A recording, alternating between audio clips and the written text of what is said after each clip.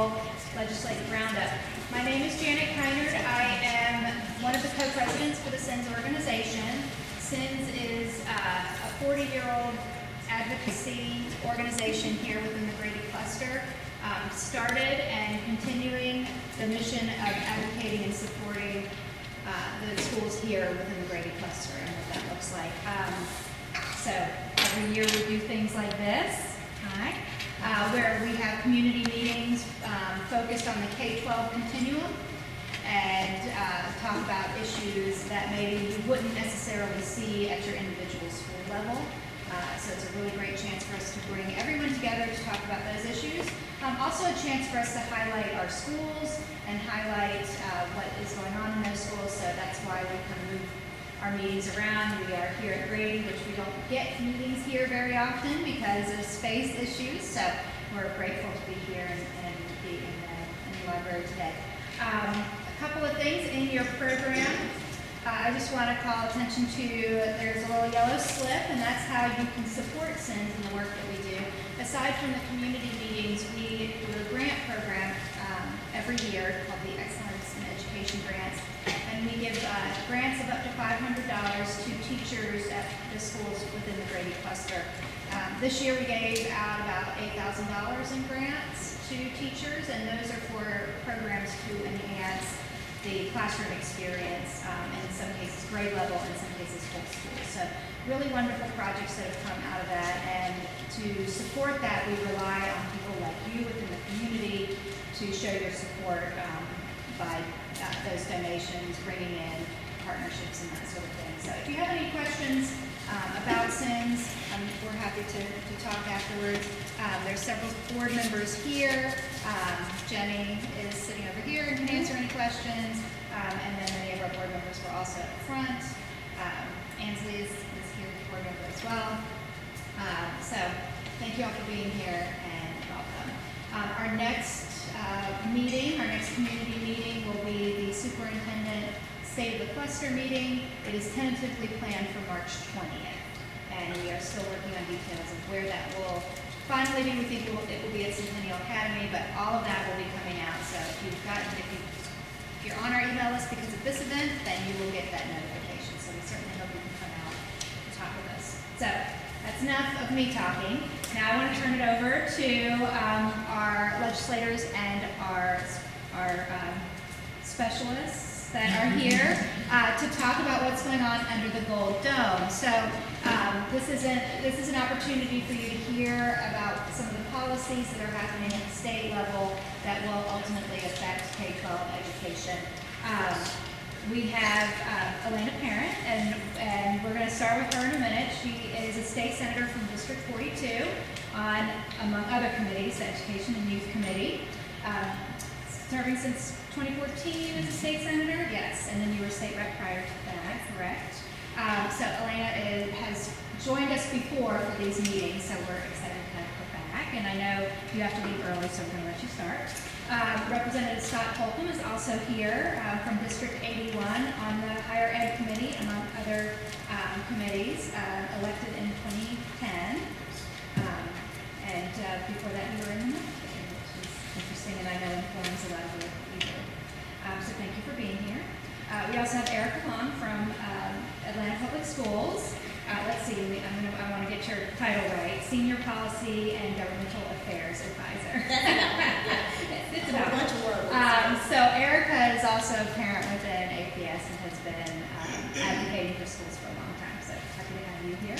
And then we have a new face this year, Stephen Owens, who is the Senior Education Policy Analyst for the Georgia Budget and Policy Institute. I always want to switch policy and budget.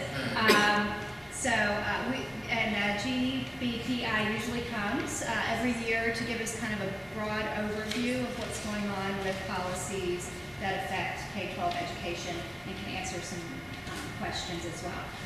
But we are going to get started with Elena so that you can, because I think you have to leave a little bit.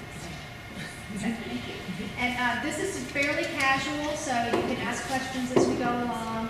I will, in light of time, maybe move us on occasionally, but it's really pretty casual. Okay.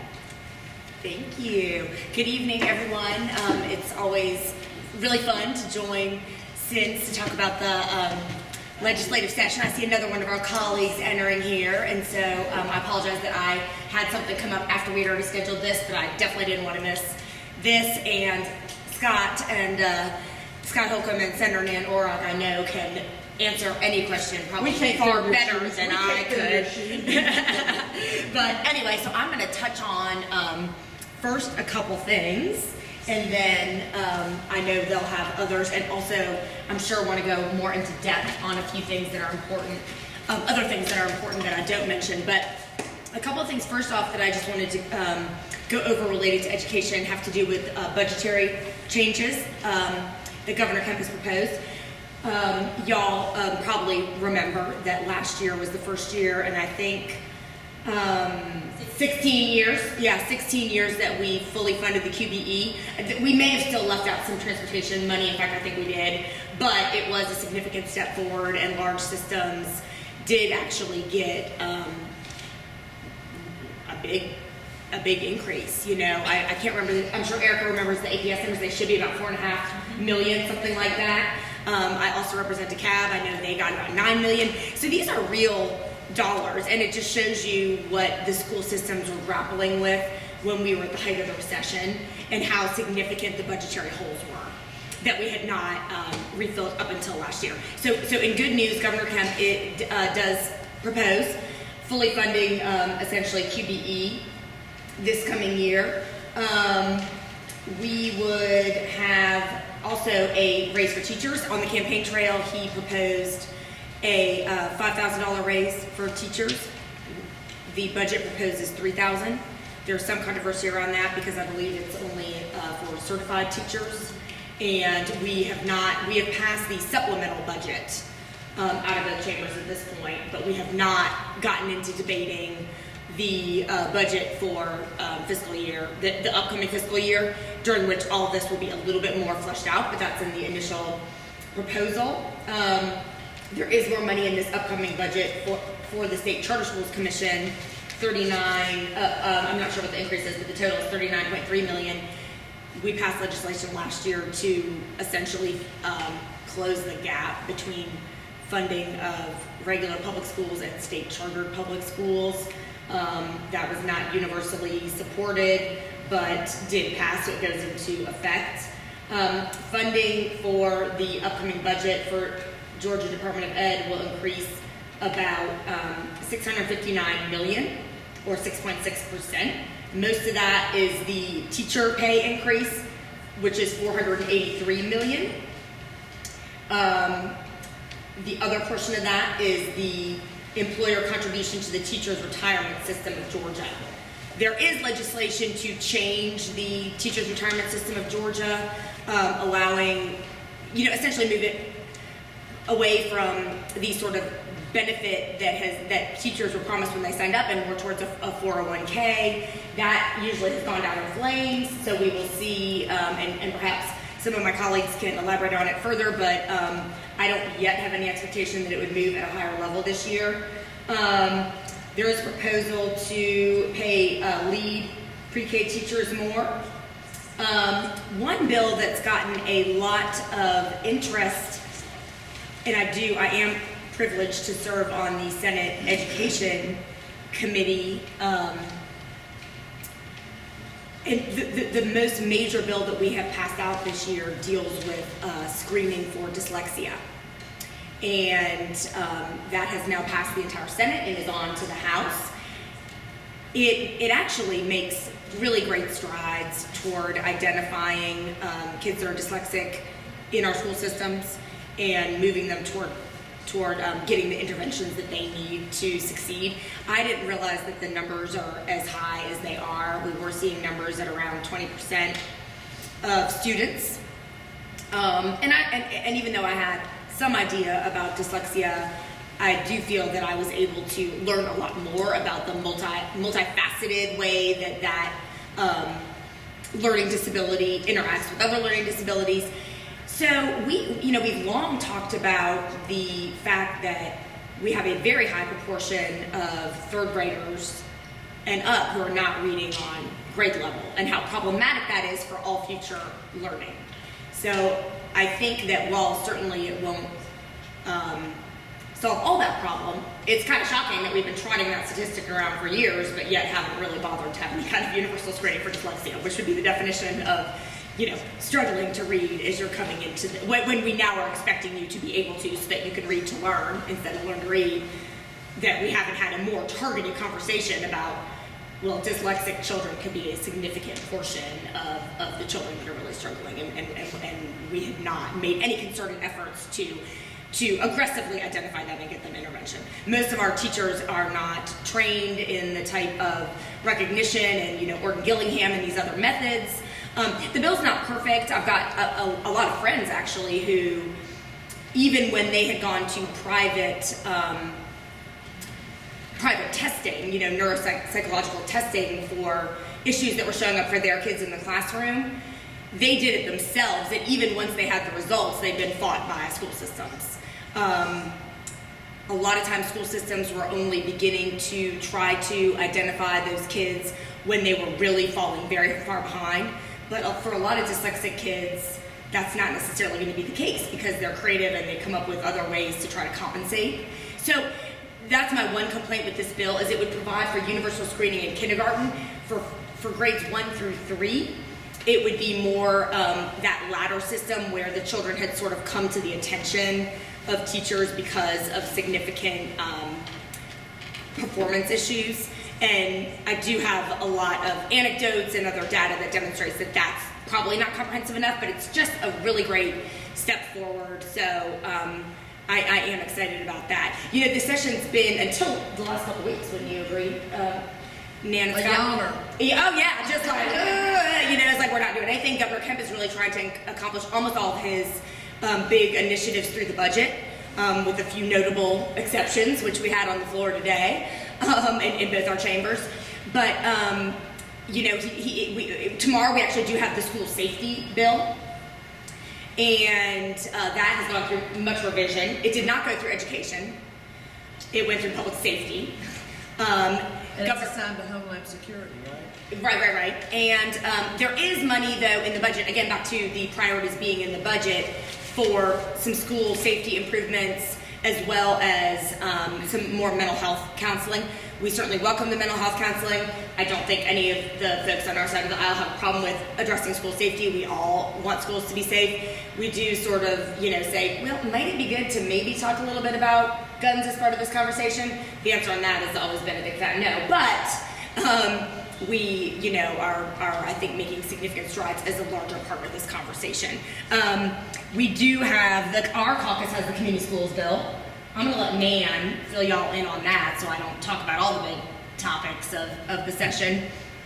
And then, yet again, we have one of the voucher bills that would, you know, raise the amount of money that can go to private schools and drain from the state coffers. So that's one that we watch with concern, you know, because, I mean, let's get real, we were funding that thing when we weren't bothering to fully fund QBE.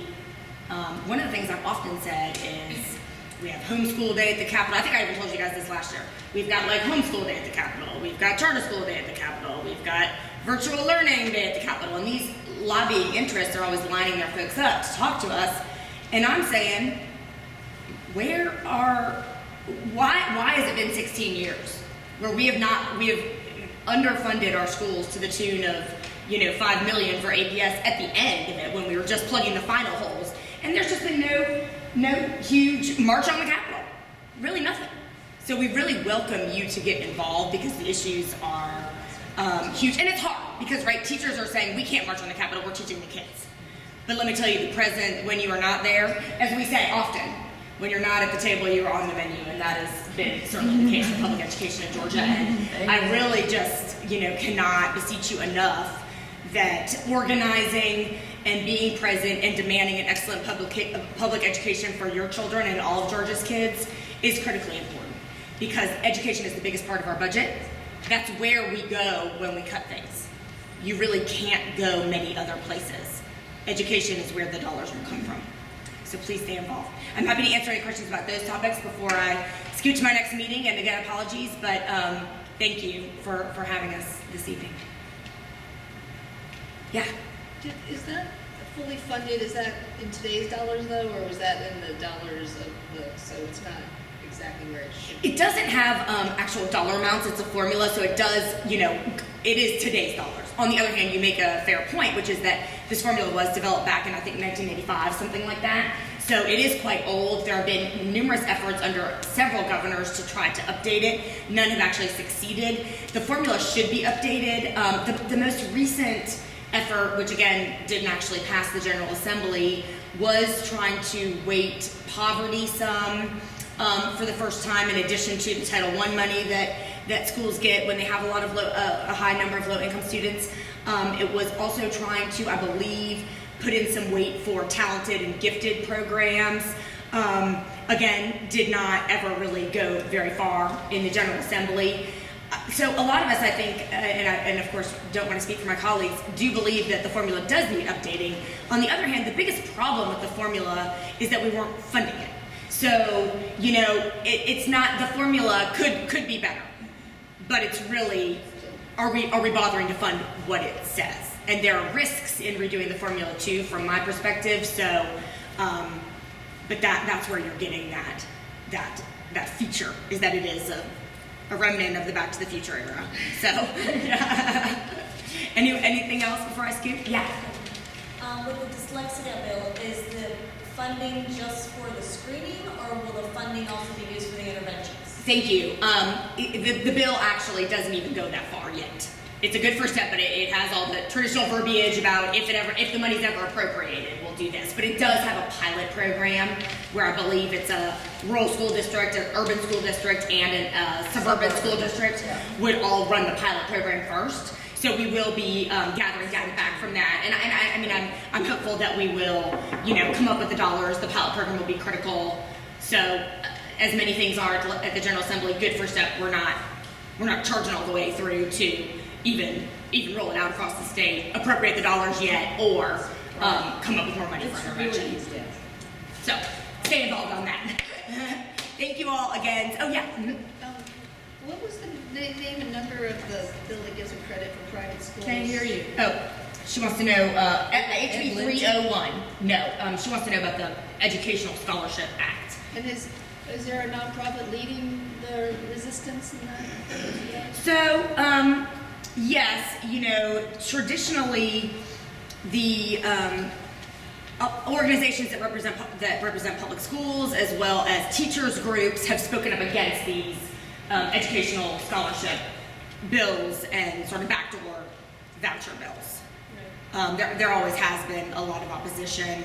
APS belongs to the Georgia Education Coalition, which are 9 metro Atlanta districts. They represent about 40% of all students statewide. There's a House voucher bill as well as a Senate voucher bill. That coalition has sent in letters to the authors expressing our unquestioned opposition. Call it a scholarship, but it is a voucher. It's a general voucher. It lays out particular classes, particular groups of students that will be eligible. It then also says any student previously enrolled in a public school. So they're, in addition to this group, Page, some of the other organizations have been actively working to make our concerns with it known. But we can always use more people. Yes. You never know when these seismically horrible, budget draining things actually just go through. Really. Now, the chairman of Senate Ed, Lindsey Tippins, was on. He was the chairman until he resigned. No, now he's hired. Right? He was education, and he's always been, the Republican that was the most adamantly opposed to these voucher bills. Although a lot of rural legislators also don't like them because there aren't really that many private schools in rural Georgia, and their schools are already starved for money, so they're usually really good allies on these. But Lindsey Tippins was always kind of standing in the way because he was on Cobb School Board for many years, and he understands the realities and fiscal constraints that face school districts, and he doesn't like the bleeding of the money. And so, unfortunately, over fights related to this topic, he handed in his chairmanship and was like, I'm not doing it anymore if this is going to be the Republican Party's vision for, public schools in Georgia. Now he's still in the committee, and the new chairman, PK Martin, is a great guy. I really like him. We could definitely do a lot worse. He's got a big heart, so that's good. But you know, I just think Tippins is still key. I think Senator PK Martin is key, and you know, you got to be, you know, as Erica nodded when I was saying, you just got to be really vigilant and really engaged, because you're like, that would never happen, and all of a sudden it's like, we've got the biggest voucher program in the nation or whatever. It's like Betsy DeVos has nothing on Georgia when you blink your eyes all of a sudden. So stay involved. And thank you all. Thank you. I want to welcome Nan Ora, who is a familiar face for our CINS legislative roundup. Nan has been serving as a state senator in District 36 since 2006, and then was a House member for many years before that, in 1987, 86. That's right, 87, back in the good old days. And also serves on the higher ed committee as well as several others. And so, welcome, and thank you for being here. I think at this point we'll just go down the road and let you guys all speak a little bit, and then we'll. And, What's our time frame? Because everybody's got boo-hoos. We could talk all night, and we want to hear from you, and everybody's got to go home, right? Yeah, maybe 10 minutes, Yeah, and then take questions? Yeah, good. And so good to be here, and thank you all for who you are and what you do, which is active and involved leaders and visionaries and supporters for public school education, which is embattled, not only here in Georgia, but across the nation. And all you have to do, if you don't know it yet, just look and see who's the head of the education department. The woman who famously said the other day, I watched 60 Minutes once, and I wouldn't do it again. It's a waste of a half hour.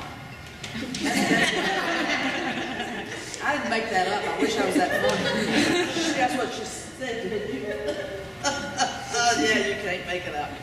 But she comes out of that movement to get the public school dollars over into the private schools, and the big mythology that you too can have your child in private school, and it's really become to be very much about private sector business wanting to make profits in the education field, and move our tax dollars out of funding public schools. We could all talk about it. We could do seminars about this, but it is a giant movement, heavily funded by the right wing, and that's why I can say to you with an absolutely straight face that we're embattled. And the fact that here in Georgia, I remember when Joe Frank Harris led the process to get the quality basic education formula. They went all over the state. Georgiana Sinkfield, the familiar name to some folks, was an experienced legislator, was in that process, on that committee. And that was 85. It was all in place by the time I got there in the late 80s, and never been fully funded. It's kind of like I said the day in the Medicaid battle. Medicaid's a disaster. Everybody knows that it's just a broken system that doesn't work anymore. And let's look at the fact that we're one of the lowest, with the lowest state dollars into Medicaid per capita of almost all of the 50 states. We're like 49th or something. And then you say it doesn't work? Well, let me see. What could be the problem? Resources. Maureen Downey, I think, does an excellent job. She was just on last night on Lawmakers. And those of you who do policy wonk stuff 24/7, such dull people we are, but you could go back and look at that. It was an interesting discussion on education policy. You see, she watched it. Right. Oh yeah. On the GPB, on Lawmakers, which comes on at 7 o'clock every night that we're in session.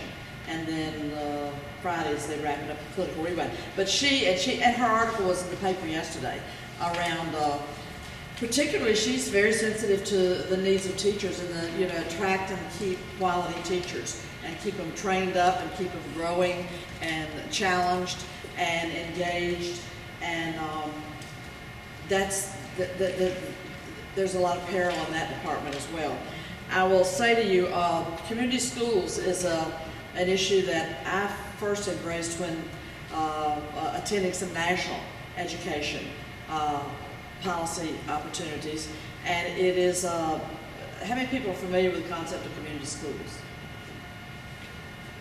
Yeah, some, yeah. Well, it's not rocket science, is it? It's really kind of the vision of the old days, back in the day when everybody was in the public schools, you know, with rare exception, that the private school phenomenon was not raging, and the schools were the center of the community. And the top-notch people in the community were given their time free to serve on the school board. Teachers were revered. You wanted to know something, you turned to the teacher that was in your faith community or in your neighborhood community or over there at the school.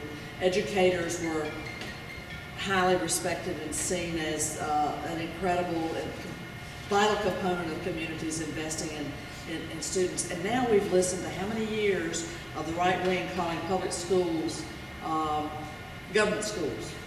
And they're just over there programming your kids in government schools and those horrible teachers and those, you know, it's been trashed. It's been a great job of trashing public schools. At the same time, while not really funding and getting at the issues and the challenges that we face, and with a population who, that we have a demographic of families in this country who, I mean, wages have been stagnant for 30 years. And teachers will be the first to tell you what the experience is of having a school population that turns over 2, 3, 4 times. The families are having trouble keeping staying in the apartment, and they're moving from place to place, and the kids are in and out of school, and a lot of family dysfunction, a lot of families under great stress, great dysfunction, and children presenting at school, and a teacher's supposed to, you know, somehow magically transform them into A students. We're not, as a nation and here in Georgia, we're not adequately funding school counselors, school psychologists, school social workers, all that varying and all that web of resources and people around the teacher that give the teacher and the student optimal chance at success. We're not there. When I meet with counselors or school psychologists, the numbers are horrendous about how many children they're supposed to be dealing with, and often in multiple school sites. So we're under attack, and with these bills that we've been talking about, and the community schools is a common sense way to give schools and school systems a way to work at transformation, putting the school back into the center of the community.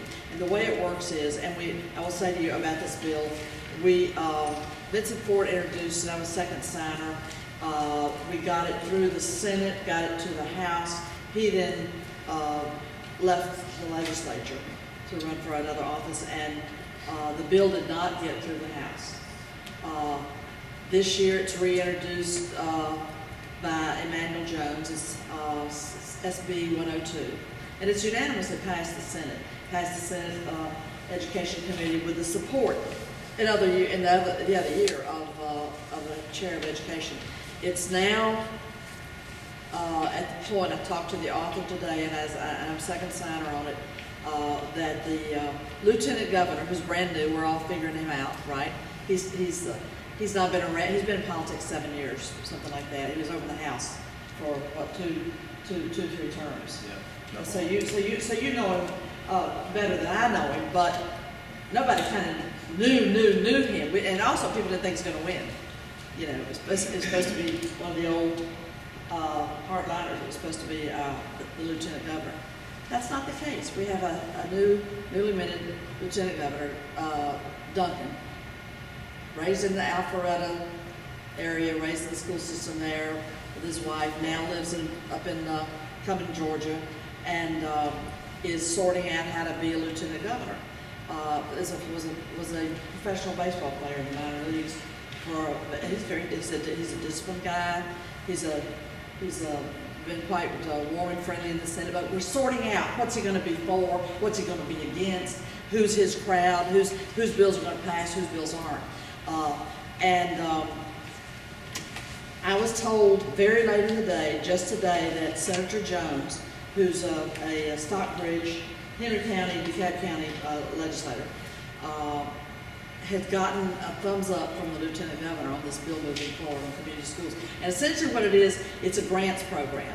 And the state has a grants program, and schools get their act together that want to participate in this and submit a proposal, and they get and they're given a choice, a menu of different things that they can do in their school to qualify them to get this grant. And it's about bringing stakeholders from the community in, having a plan to, and you know, in Atlanta it's very common that we bring in, have some good corporate partners. But this is to set up a real structured way that there's a coordinator at the school who helps drive it, you know, who drives the process, and who's working at bringing in the stakeholders, bringing in the parents, and putting into place things that Grady High School has a lot of, but putting in choices of after-school programs, after-school academic opportunities, GEDs, health services for the community, things that bring the whole family into the school, and with a huge emphasis on welcoming the entire family to come and partake of the school, putting the school at the center of the community.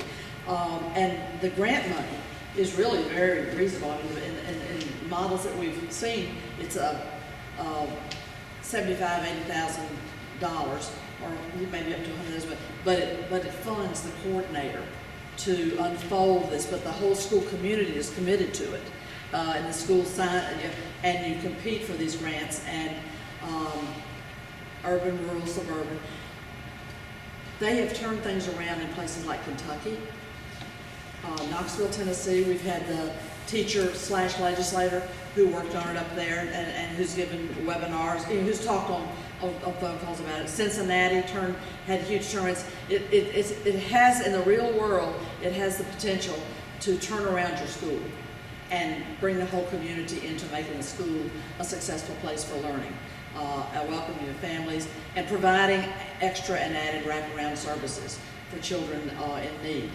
That's the fundamentals of the community school bill. Anybody else can add the tweaks to it, but that could be moving forward in this session, SB 102. It has passed the Senate unanimously before, and it had actually got stuck in House rules in the last, is as far as it's gotten. So there's a lot of energy behind that bill from the education community. The other question, there's a big, you just heard that Kemp is giving a teacher raise. It's contentious because it's not for the other professional staff, it's just for the teachers. It sets up a situation in your school system, and you can talk about that it's less than ideal when one slice of people get a wage increase and everybody else is flat. But then it's less than he said it was going to be, and it's supposed to now be in increments. And the big news is that there's a retirement bill, teacher retirement bill that's been introduced, and I believe it is at the behest of the governor. Y'all correct me if he's got his fingerprints really on it or just standing back with his hands in his pockets. But there's this retirement bill that would kick up, raise to 10% what teachers paid into the retirement system. This would apply to new hires. This would apply to the newest teachers. And that would eradicate the raise. And one wonders, who figured that out? Where did that work? That's some real creative math there. But teacher organizations understandably are upset about it. Maureen Downey writes and talks about it, about the need to, that she's got a bright student son over at Georgia Tech in biochemistry. And she says, you know, he'd be a great teacher. He'd love to go into teaching. He loves students. He loves the subject matter. But he can't afford the pay. You know, he can go with that degree from Tech and go into the private sector at almost six figures, really. Starting, you know, way up in the high, close to six figures, if not six figures, with a pharmaceutical company, et cetera, with all the folks that hire those kinds of talent and skill. But he could be in a classroom with all his bright self, working with students and inspiring them and setting them on a path to love science and go to college and so on and so forth. But she says that's not really possible to ask people to make that kind of, it doesn't, in the real world, it doesn't work. Those folks are off somewhere in the private sector, not in our classrooms. And so she is very strongly a proponent of not messing with the teacher's retirement, because that is one of the things that you make, that they say makes up for the lifetime of low pay that you get. And I think it's calculated that people with the degrees that they go in the field of teaching, they are automatically going to earn $22,000 a year less than people that are similarly situated with their education credentials in other sectors. There's going to be a meeting on Monday of a lot of the stakeholders that worked against the Opportunity School District. You know that whole community, but they're coming down to talk to legislators on Monday. And I don't know if anybody here is, if you're of the mind to come down and be a part of that. It's going to be Monday morning, working on Senate Bill 102, coming to the Capitol Room 123 at 9:30, and then getting your marching orders and coming out and talking to legislators. Well, I'm your senator if you live over here, and so you can talk to me tonight, but there's a lot of work to be done at the Capitol on these education issues, and parents and informed people showing up make a difference. I will toss it to you after saying that these voucher bills, and you've been very articulate on it already, are dangerous and really unprecedented in their breadth, and would just rake money by the millions out of public school education. Let me turn the microphone over to my esteemed colleague from the House. I'm happy to answer questions now or later. I'm not running off, so I can wait and answer questions in a group if that works for people. Great. Thank you.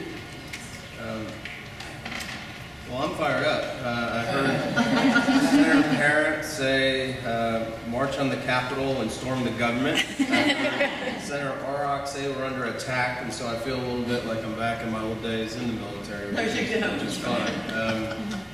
I'll talk very briefly and just try to give some context from the House perspective of where I think the big issues are and how they're going to play out.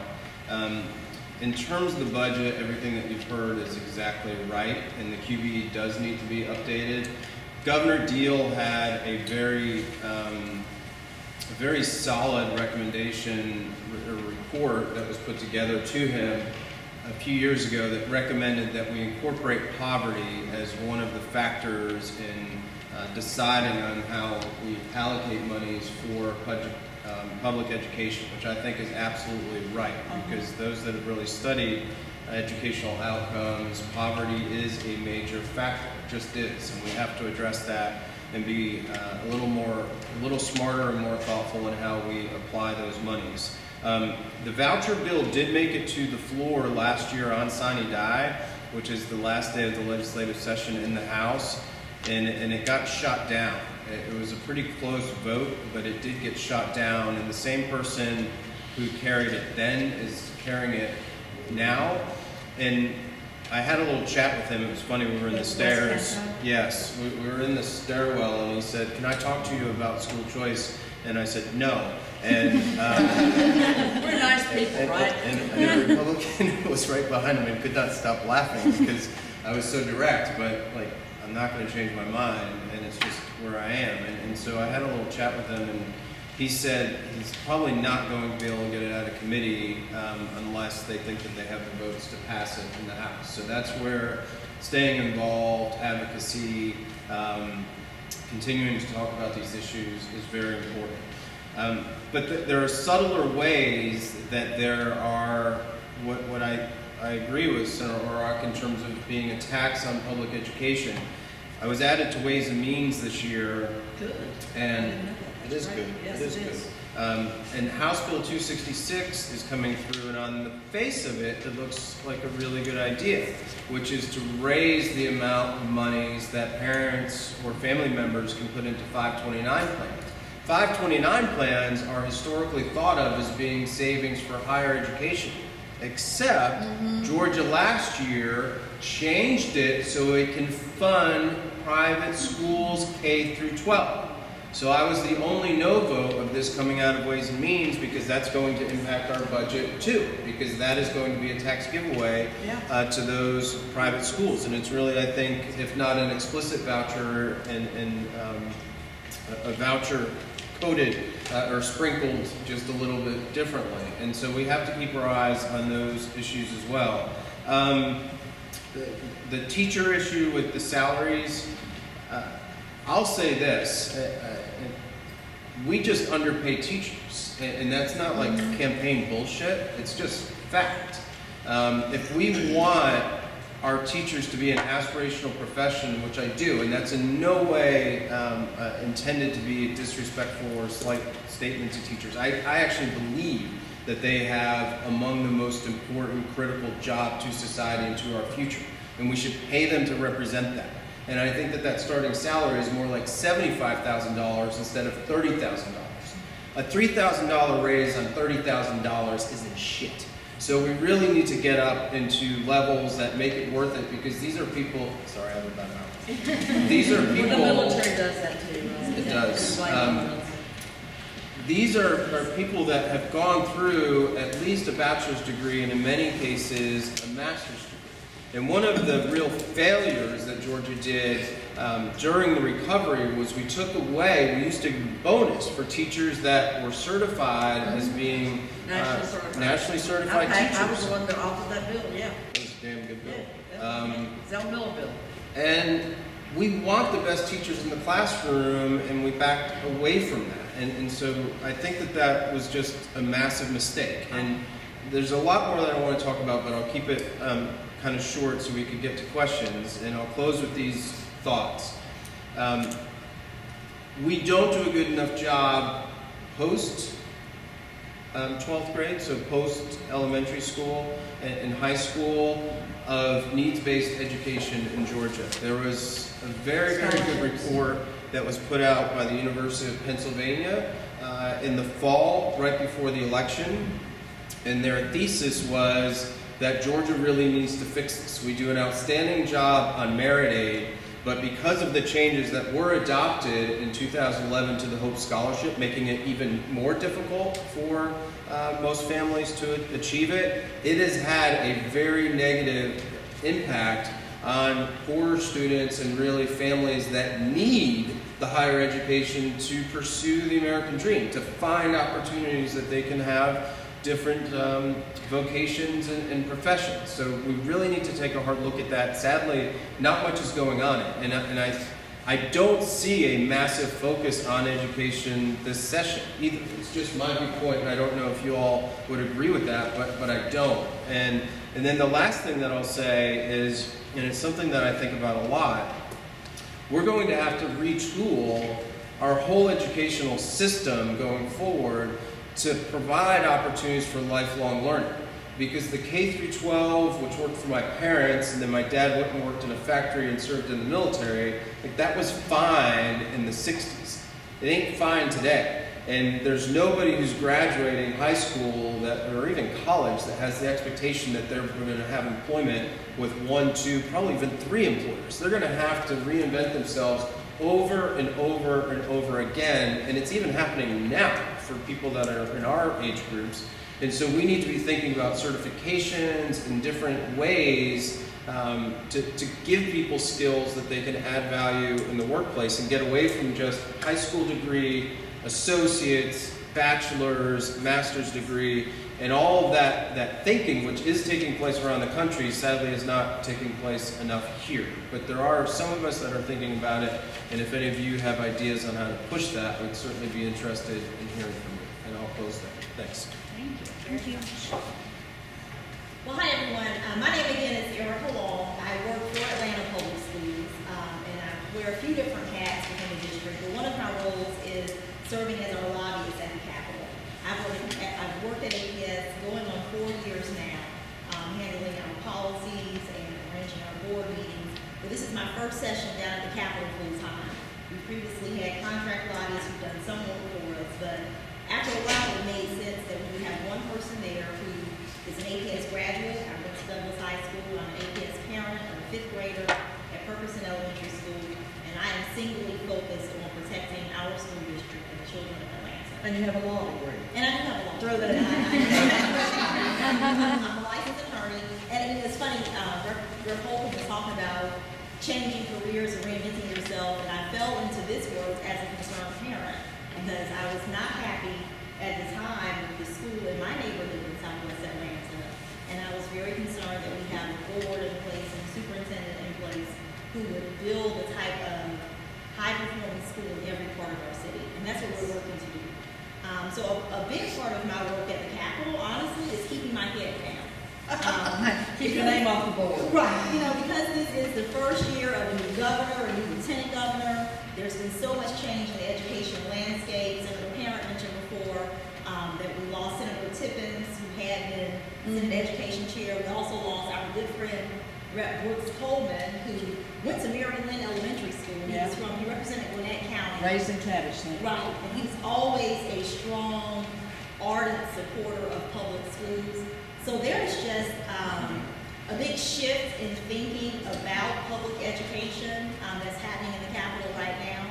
And honestly, to be quite candid, many days it feels that the orientation is just against public schools.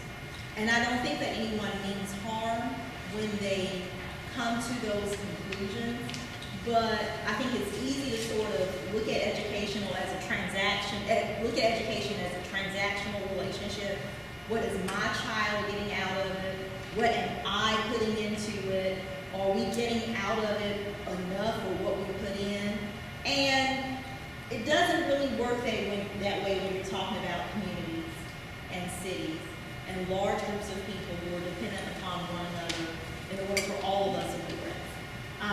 So I've spent these past few weeks working with other public education advocates, keeping track of all that is happening in the Capitol.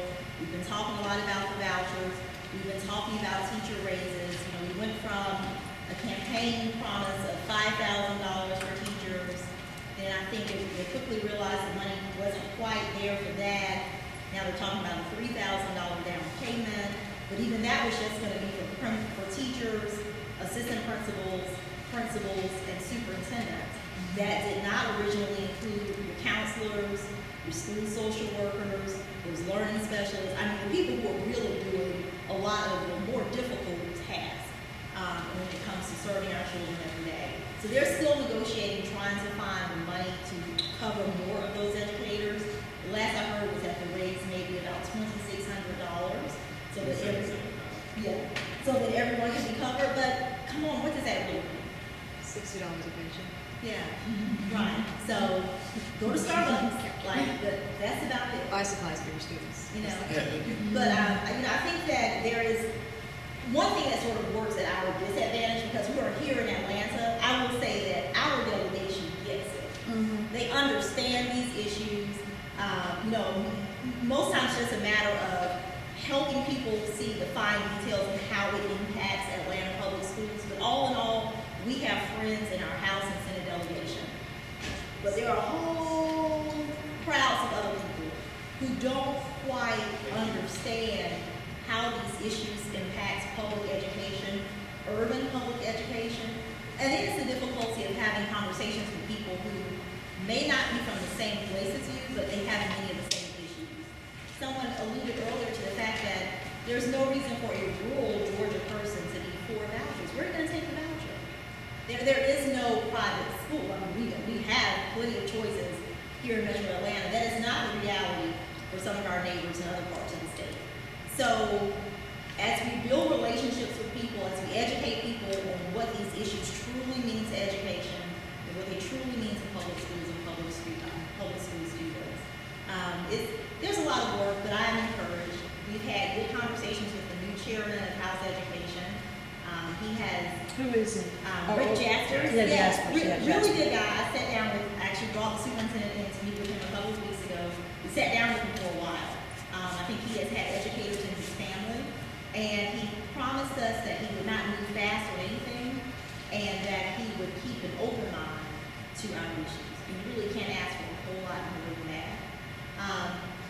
But there are definitely opportunities to help our neighbors and friends across the state understand that we truly are in all of this together.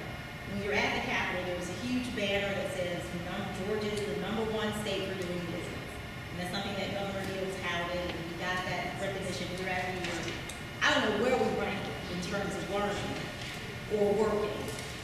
We probably are very highly ranked in terms of locating large corporations here. But I fear what that ranking would be in terms of preparing people for choice-filled lives and for college. And we can't do that without the state making a legitimate, concerted investment in public schools. Can I ask a question? When you look at these bills that are being passed and you wonder why some of them are being passed or why they aren't, do you feel that any of them are trying to keep oppressed communities more oppressed? Like, is there any racial, like, anything behind some of these, or do you just think they're, I don't know? I don't want to say that there's racial animus, but I think that people here, I think that you have to be strategic about who delivers information to which audiences. So the voucher bills were not referred to the education committees. The voucher bills were referred to House Ways and Means because they actually changed the tax structure of how money is collected by the state and everything. Yeah. So when Georgia Education Coalition attended one of the committee hearings on the voucher bill, the person who made comments on our behalf was actually from Cherokee County Schools. Rep. Cantrell represents a part of Cherokee County. But I would think that he would hear the message about how vouchers are a bad tool for public schools. He'd probably hear that better from someone from his own community. So yeah, I just think more than a hostility or animus is just a lack of awareness. And then it's easy to stay unaware if you don't challenge yourself to talk to many different groups of people. I agree with that, and I think it gets to the point that you started with in terms of many legislators are very, very myopic and view this in a transactional-based way without really thinking big picture in terms of the policy. I don't know that I've ever seen any direct racial purpose. It's rather the impact of that can have disparate effect, and then it's our job to really highlight that and speak about it and raise that as part of the debate when these measures are being passed, whether it's hope or what have you. I really think a lot of it is just really money, and people want to spend money in different ways, and that's what it comes down to. Well, let me add, I will never forget the image of the person, the high up senator from Savannah, now gone, but who introduced the first voucher bill. And and with big crocodile tears about how poor little black children don't have the opportunities that they deserve, and we're just condemning them to a lifetime of no success, no options. They're going to be locked in, and these poor little black children. And then he rode in the St. Patrick's Day parade in a convertible with a Confederate flag draped across his shoulders. Now that's an image. Hold on to that image. You're going to cry crocodile tears. You're going to use the very dire posture that countless black families find themselves in, with no assets, we all know the wage differentials, the historic, I call it the shadow of the plantation that still casts a long shadow today. And so these poor black families earning little or no money and with very very, very few had college education, etc. Low income, low education access, and their children are in schools that are substandard. Nobody's quarreling with that, are they? That's long-standing thing. And then the voucher program is to rescue them and to sell this image. You have a way out of these bad schools. Vouchers don't cover all the private, right? It's only And a what the big partial- thing is, Yeah. what the big secret is that families that already already have the means and are gonna send their kids, they ain't gonna have no public school kids, they're gonna send them to private school, and they're gonna get that money to put with the other money that they've got and be just fine and fat and happy. And the poor single mother who is dying to get her child that education and that start in life, and is sold this bill of goods, and that money that comes to that voucher is inadequate to pay for private school tuition. So to me, it's the most callous and craven. In the meantime, one of the more effective economic development tools that we could take advantage of is readily available, and that's the expansion of Medicaid. And I believe if each of our children had one working adult in their household with health insurance, that would improve many of their educational outcomes. Studies show. They're not coming to school hungry. They're not coming to school and having to have 911 call because they've had an asthma attack. They couldn't make it to the doctor to get their inhaler and everything. If every household, including poor households, had one working adult with a full-time job and health insurance benefits, that would lift us as a state. Not taking a few $1,000s here and there per child, letting it follow the child to a really bad private school like in a church basement. Or to supplement the upper middle class family that was going to pay to go to work with lessons. But they won't expand that. I saw your hand, and then Okay, quick question, Scott, you had mentioned about the 529 plans so essentially what you're saying is that by the state changing the rules and allowing 529 funds to be utilized for K through 12 education, it's sort of essentially creating a tax shelter for wealthy people. I mean, wealthy people that can put money away in 529 funds to divert that money and use that money for private K through 12 education and not pay taxes on the money, correct? Yes, well, the way the 529 plan works is you put the monies in and it goes into the stock market, and then if there's an appreciation of the investments, then you can use that appreciation of the investment tax-free to then pay for the educational costs, and the state doesn't charge you for that, whereas ordinarily they would charge you for the capital gains. And one other thing I'll throw out is... So what was the rationale behind changing that rule and allowing K through 12 to be included in it? What was that argument like? It's to take money out of K through 12 money and and have it to be eligible to put in a college fund. Yeah. That's But No, the 529 were originally set up for college education. Exactly. And now they're allowing that money to be diverted and used for K through 12. No, they're allowing K through 12 money to be used for put in higher education money. No, in the it's the other way, 529. right? Well, we got With the voucher, we would do that too. It was originally for higher ed, right? Correct. Right. That's right. Yeah, that's what it's. So, but why would they have switched it is what you're asking, right? Right. Why What would was they the have made that argument about- change? What was the rationale of, as a state, allowing that money to be used for K through 12? I didn't find it to be very persuasive, and I You did vote no, didn't I you? voted against it, with enthusiasm.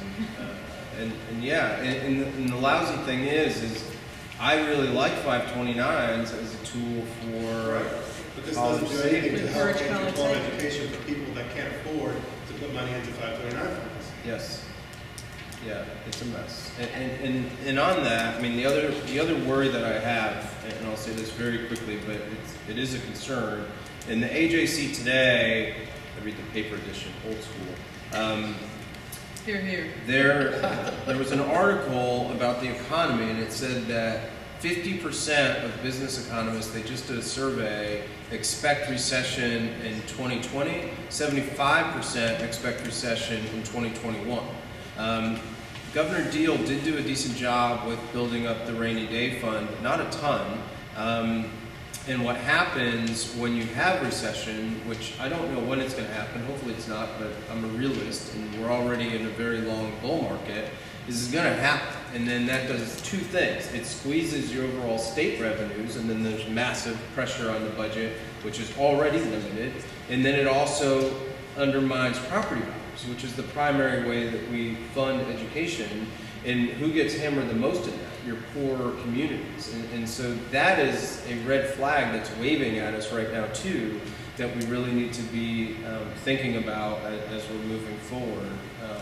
But instead, there's a massive push to try to do another tax cut so they could run on that in 2020.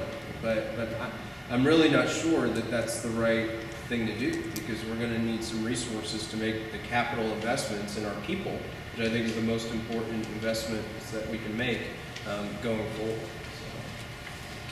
Question, and then we'll let Stephen. Can you just explain, is that bill already, is it in motion, or are you talking about it was The already 529 passed? bill? Yeah. Yeah, it passed out of House Ways and Means Subcommittee today, and I was the only no vote. Okay, so it passed out, so now, So it'll go to full committee, but it'll pass. Right. And then it'll go to the floor of the House and then pass. so if you're I expecting can it see to the pass future. the House, what's Yeah. the outlook like in the Senate? I don't know. I don't know, is that, you're talking about the Cantrell bill? 529. No, I'm talking about Oh, okay, 529. all right, then I was confused with the Cantrell bill, with the voucher bill. Yeah, I don't know, we have an enlightened chair of finance in the Senate, and he does what he can do. What he'll do on that, I don't know. He was a guy who was elected from Rome, and first day I met him, he said, "Hey, I'm for Medicaid expansion. I'm a Republican, but I know what good conservative policy is. You invest in preventive medicine, rather than crisis management and kidney transplant, all of the in-stage stuff when you don't have good health care coverage." But anyway, that's the chair of the Finance Committee, Chuck Hofstetler, and he works very hard to get some balance. But all the Ways and Means bills come over to us in finance. So where And- would the pressure point be if you want people to, do activism work, like, where, it doesn't sound like there's any point in contacting anybody in the House. If you have friends who are represented by Republicans, and I don't say this as a partisan statement, it's Right, just the just reality, Right. is I would call your friends who live in Republican areas, and especially if you know any that are on either the House Ways and Means Committee or on the Senate Finance Committee, because So would the if you can Senate be a stop better those in place? committees and keep them from going to the floor, then that's, if you're in defensive mode, that's a good posture to take.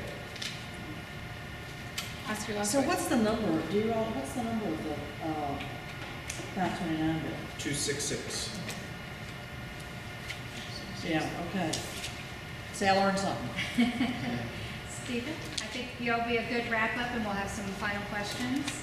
Hello, everybody. I'm Stephen Owens. I work for the Georgia Budget and Policy Institute. And my elevator speech for that is that I grew up in a church where the pastor said, if you want to see what somebody worships, look at his checkbook.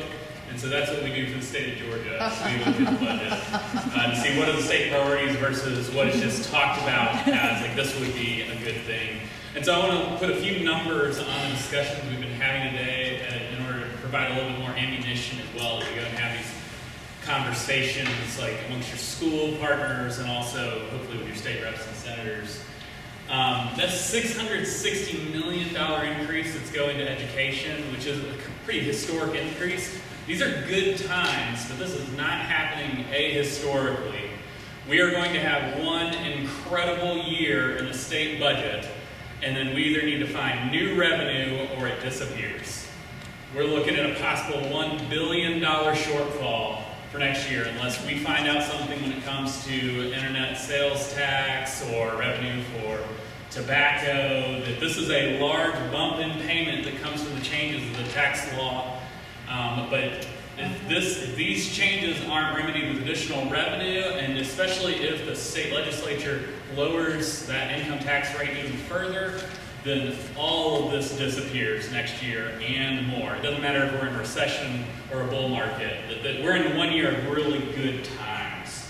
So that $483 million for pay raises, the last discussions I've seen, yeah, it's $2,775, and it's going to include everyone that's counselors, school psychologists, principals, teachers. It's supposed to cover the whole gamut with a hard promise that other $2,125 will come as well, with the promise that will come in the future.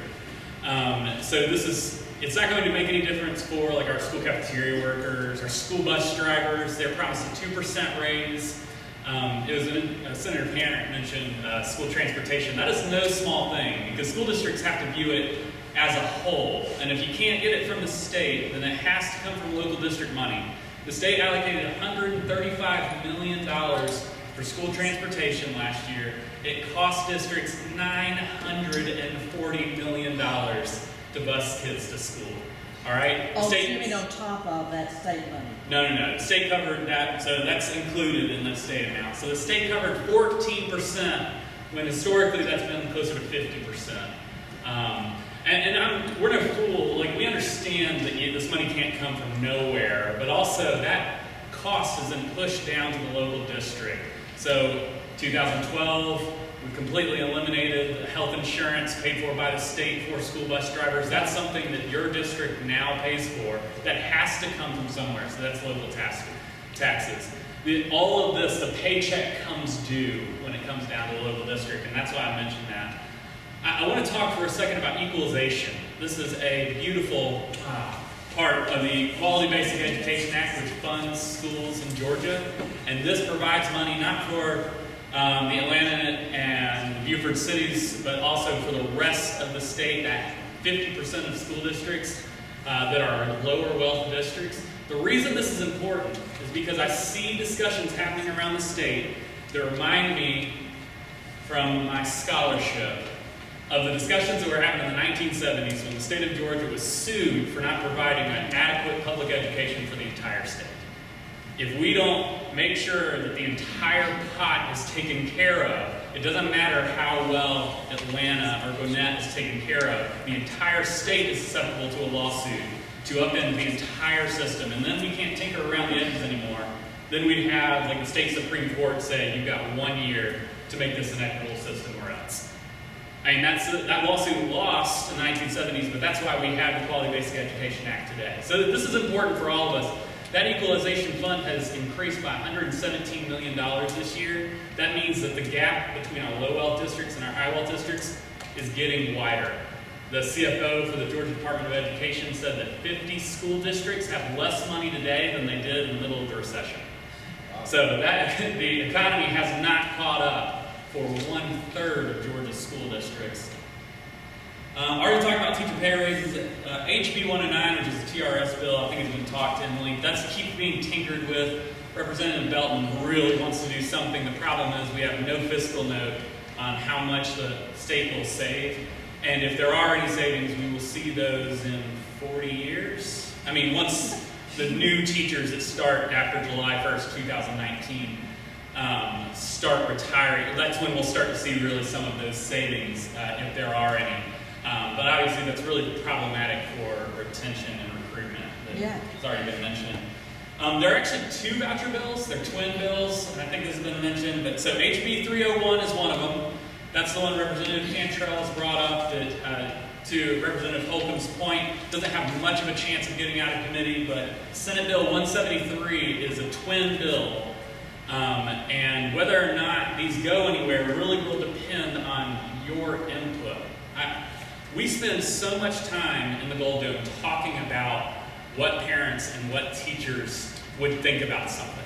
And very rarely do we have a parent or a teacher in those discussions. And that's not necessarily out of malice, but it's that, like, y'all are working during the day when these meetings are going on. But we would absolutely value to hear your voices in these committee meetings, to have that email sent in to the Atlanta delegation that's speaking for you in the Capitol. These ESAs, just to provide some numbers on this. So this is education, scholarships, accounts, it's a voucher. On average, it would be about $5,400 a student, but that's going to vary from about $11,000 in Burke County to about $3,000 in, oh gosh, what's our richest district? Oh, sorry, $3,000 in Burke County, $11,000 in Talford County. Talford's one of our richest. The poorest, so it gets the most from the state. Oh, I was. So the state provides about $11,000 a student in Talford. Once this is fully implemented, so it's going to be half of 1% of the entire student body enrollment, and that grows by that amount every single year until it's 5% of all students in the state of Georgia are eligible for this bill. It would push, on average, and this is a conservative projected, $474 million away from public schools to prop up private schools, to be a private school subsidy. And it was also, we were talking about kind of how this money can be used. If you want to spend $100 of it each year and then homeschool your children and then use all of it to pay for college, you can have this huge nest egg for the parents that are able to do that. And I have got no problem with people homeschooling. I don't even have a problem with private schools. They just shouldn't be propped up by the state government. So that $474 million, that is no joke, and it would be one of the largest in the nation. And this isn't just a financial issue. They tried this in Nevada. They ruled it unconstitutional. They tried it in Arizona. The voters have since struck down any additions to it. The audits of that state have found that this money was being fraudulently spent across the state. They tried it in Indiana. Everywhere you go, scores go down. Every single place. So this is something that I know it's my first time in session, and so I might have a little bit of urgency. You're doing great. You're doing great. But I don't think the voices can be loud enough against bills like these so that they don't keep coming up. Because to Senator Tanner's point, you can blink and then $500 million disappears from state coffers and goes to. Is that in 1 year? That's how much. That would be every year. Every year, but in 1 year, that 400 some odd million would be the disappearing number. It would start with about $50 million, and then it would grow to $470 million by 2028. And just to give you a taste of some of the debate on the voucher bill that happened in committee, this is last week.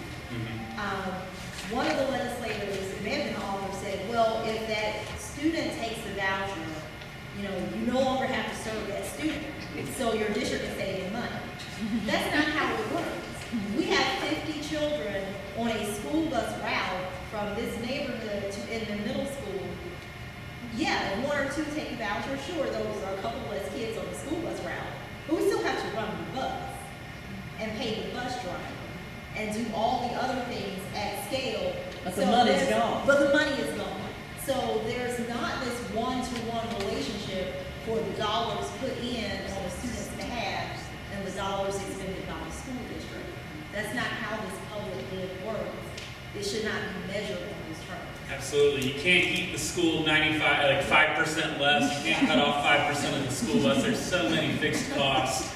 And also, I really chafe at the idea that saving money is our ultimate goal here, because we were saving $9 billion during austerity when we restricted that from going down to the local districts. Explain what that means. They called them austerity cuts. So in 2002, when I graduated high school, no Patriots, until last year, the state withheld $9 billion in austerity cuts, and the difference had to be carried by Atlanta Public Schools, by your local districts, and then for most districts, services were cut. Your band director, teachers were furloughed. No more art classes. Yeah. So saving money isn't our constitutional requirement. Our constitutional requirement is to provide an adequate education for every student who walks in the doors, and no one's doing that better than the public school system. If you wonder why on earth was this happening, and you heard references that this bill popped up in this state and popped up in that state and popped up in that state, that goes back to the fact that there's large right-wing funded invested behind an ideological point of view that government can't deliver services. Government sucks. Government schools suck. They're just sucking up our money, and we want our money back. That's the underlying philosophy that would drive you to starve the public schools. And it's sugar-coated all kind of ways. But if you listen to Neil Bortz long enough, God bless you if you can stand it, but he's voiced that all those years, but he's not alone. This is a talk radio, and all kinds of organizations that have been built by right-wing money across the country, culminating and putting Betsy DeVos as the education. So that it's not accidental. It's horrendous, but it's happening for a reason. And it's that thing of, I don't want to pay for these sorry kids with sorry parents who don't earn any money. They show up and don't come. Yeah. It's like me, and it's the gated community mentality. It's not attractive, is it? Doesn't work. It's not American democracy. It's undermining a fundamental, foundational aspect of American democracy to trash your public schools. I know you quickly mentioned this backer bill, but what about going on? So during the recession, Georgia cut a lot of money out of the budget, but other states didn't. Other states took the recession as an opportunity to find money or move money around or raise a tobacco tax or whatever. So if we know we're going to have a recession in 2021, I mean, is there any efforts now to like have a recession-proof bill or even not something so coordinated, but even what's happening with the tobacco bill, because that's something a lot of Republican families support. Are there other bills possible or going through that are going to bring money into the states that have? To answer your question, and my colleagues who are elected representatives are going to be able to handle that a little bit better. Georgians pay very low taxes relative to our second and low. Similar states, especially states with such thriving businesses as our own. The idea that there's a group of Republicans that are excited about raising some additional revenue is a little quaint to me, but maybe Senator Barack knows these great people, but that during the budget hearings, one of the most powerful, one of the representatives who I actually went to college with, who is in line for leadership, brought up the fact that 40% of the state budget is going to education as if this were a problem. Scandal. It was just scandal. That it's a scandal. That is, that does seem like a really big slice of the pie if you have a small pie. And so I don't want to get kind of too far out of my lane here, but I have yet to see a lot of movement for some sort of recession-proof bill. I'll defer to y'all. I don't even think they're thinking of it. I mean, I don't look to the second floor, which is a metaphor for the governor's office, for enlightenment. Well, think about this. We saw them go up there in Congress under Trump and cut the hell out of the tax cuts, right? Yeah, I think if anything, that's more the chicken. likely. Now the chickens are coming home to roost. Because that's going to grow the Because economy that- and increase yeah. wages. Right. and That's problems supposed to that we do saw. all the good stuff. But in fact, it let wealthy people keep more of their money. And you could take a whole seminar on this. We're headed towards the Gilded Age, folks. The wealth gap, the discrepancy income has never, it hasn't been this bad since the Gilded Age. I'm looking at him because he knows all those numbers and all that. There's a lot more talk about flat tax being But I passed don't than any bring sort it of up. raising revenue. I don't bring it up because I think the Kemp or Duncan is going to bring it up. I bring it up because to go on the offense. Because if you don't have something on the table, there's nothing for people to rally around and make their voice heard. Yeah. And so I don't have any illusion that anybody in the Republican leadership is going to do this if it's not for, we have a great delegation, of course, in Atlanta, but I mean, there's got to be ways to think ahead and try to. Well, I mean, just on the Medicaid issue alone, we just were in a 2-hour debate on that today. They are going to spend more money and cover less people than if they did the Affordable Care Act plan, blueprint, which was original, that you cover your population up to 138% of poverty. They're not going to do that. They're going to do, we're going to take that money and we're going to, and the federal government reimburses at 9 to 1. 90% of every dollar spent on Medicaid expansion, 90% of it is reimbursed to us. by the federal government. But they won't take that deal. That, what we get with normal Medicaid, you get reimbursed 2 to 1, 67%. That's, by the way that they're drawing this waiver, that's what we'll be stuck at getting reimbursed at instead of the 90%. But they've been stuck on that sour note for a long time. We're one of the 19 states that refuse to expand Medicaid. I say that to you as it's more of the same problem of somehow if people are in need and are low income and low household income and beset with financial challenges, it's a judgment on them. They made the wrong choices. It's their fault. And so help them? No. We want to help Bernie Marcus, cut his sales tax when he builds the aquarium. Come on in, Bernie, we cut that right now. I mean, we see it happen year after year after year after year. So you're exactly right about having proactive. We've introduced bills, for full Medicaid, for example.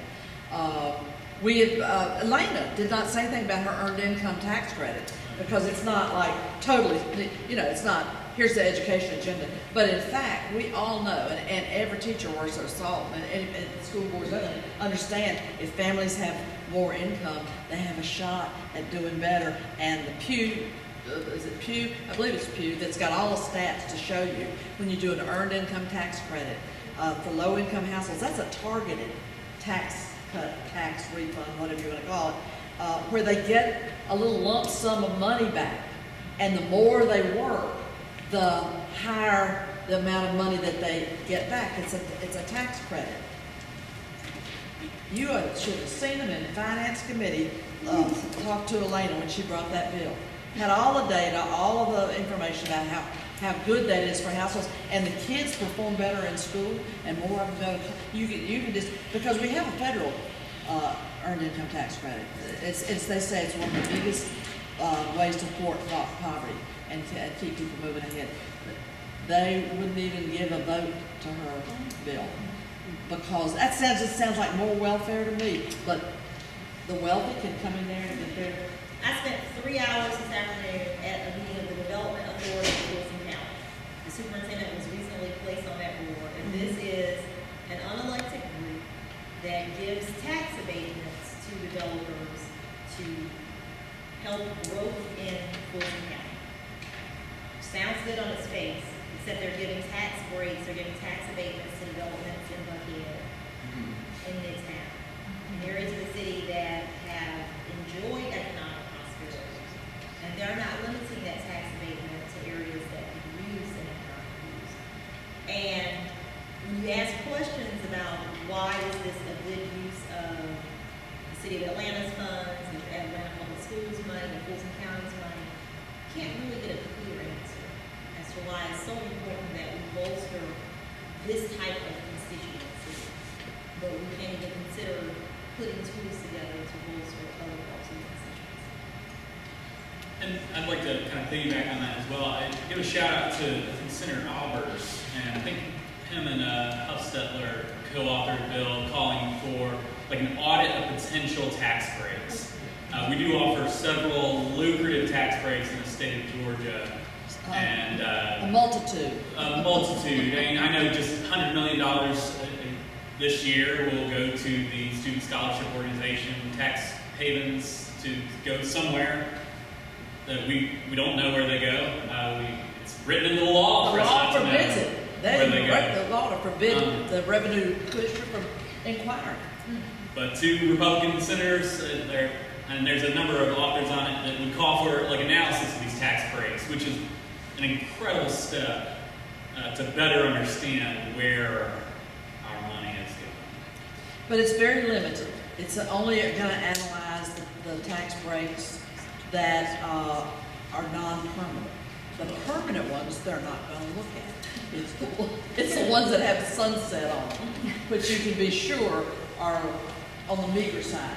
They're not. In fact, we've been told by the guy who was the founding director of GBPI, and he used to run the state budget, Sackett, and he said there is almost incalculable the impact on our budget of all the tax giveaways. It's just virtually there's no place to go and start doing that calculation. It's so massive. But this is a start, and And if I could do a final Yeah. thought, I know Yeah. you're about to close, I'll be glib and say, one, politics is not a meritocracy, and that reason does not always triumph in policy debates. But then I'll end on a positive note, which is that I think it's a long game, and it is. being engaged is certainly really important. Again, not sounding trite, that's actually true.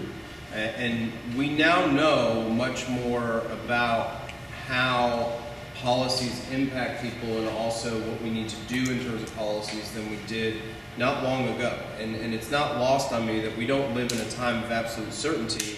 We live in a time of constant learning. So take kids with food programs to make sure that they're hungry. Maslow's hierarchy of needs, which we learned like Make first sure year that they're fed, yeah. of college, you have to have your basic needs kept in order to get into higher level thinking. So you have to not be hungry, and that's something that I think now there's general acceptance. You have to have security. We didn't get into guns and all that. But they in really a want to lot cut of food depth. stamps. They want to cut food stamps. Cut food Yeah. stamps. That's true. And also with the role that poverty has and everything else, I think that across party lines there is much more understanding of these issues. So the more that they're talked about it, the more that consensus builds, that influences policy. And so my final recommendation to you is just to continue to stay engaged, let your voices be heard, because you may not win the vote this week, but over time we're going to help shift policy in a much better way. Thank you. That's great wrap-up. If there were any questions that you had, and I'm only wrapping us up because we are past 8:30, and I'm trying to be cognizant and protect everybody's time, because you all have full days for quite a few more weeks. So anyways, if there is a question that you did not get answered, feel free to submit it to us, and we will have that answered and share it with you. And I would just say on the note of being proactive and having solution-oriented bills to rally behind, that's what the community schools bill is an example of. And it's worked in other places, and it is a success story. And we've got a shot at getting a pilot program up in that. So that is Senate Bill 102. And you had the message that, people that live in Republican districts, that's who controls the politics in Georgia right now. For now. Yeah, for now, because let us not underestimate the impact of the last midterm elections and the fact that the Senate is now 36% female. When I was there was one woman in the Senate. So there are new voices. I mean, it's very exciting, the new energy, the new people that are being elected. I mean, we can all say with full enthusiasm that there are terrific people that are getting elected. Just dream them. Well, we were tickled to death when you came on board, tickled to death when Elena came on board, and it continues. We've got a great crop of new talent and a whole lot of opportunity. I'm going to tell my wife to call me a dream vote. What'd you say? They were publicly educated in public schools. Yeah. By the way, I'm a Grady parent. My kids were graduates. Oh, yeah. All right, thank you all so much for being here.